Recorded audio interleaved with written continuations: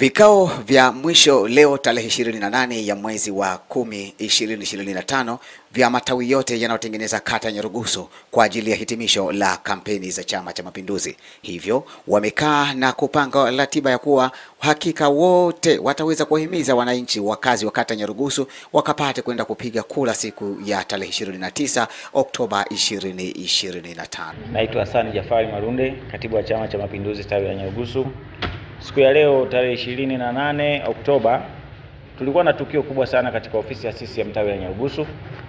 Tuliwaalika wananchi wote wanachama wa Chama cha Mapinduzi kuja kuwasisitiza kwa ajili ya zoezi la kesho kwenda kupiga kura ya Mheshimiwa Rais Dr. Samia Suluhu Hassan, lakini pia kwenda kumchagua mbunge Dr. Jafari Rajabu Sefu, lakini pia kwenda kumchagua Mheshimiwa Samata Shabani Makura kama diwani wa kata ya Nyarugusu. Wajumbe wameitikia kwa mwitikio mkubwa. Tulikuwa na wajumbe zaidi ya 350, lakini pia tumeshauriana mambo mengi na tukapeana elimu kwa ajili ya kupiga kura.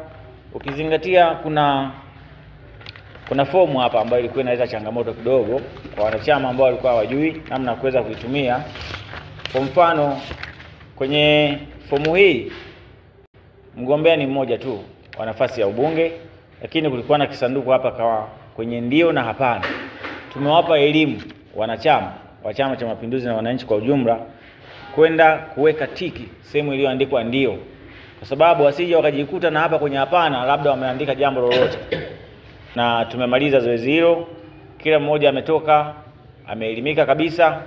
Kwa maana hiyo, kesho kazi iliyopo ni kwenda kutiki tu kwa Dr. Samia Suluhu Hassan, lakini pia kwa Mheshimiwa mbunge Dr. Jafari Rajabu Sefu na Mheshimiwa Samata Shabani Makura, kwa jina maarufu sasa hivi mpaka wameshambatiza jina la Bulldozer, kwa sababu ni mtu ambaye hapendi michakato.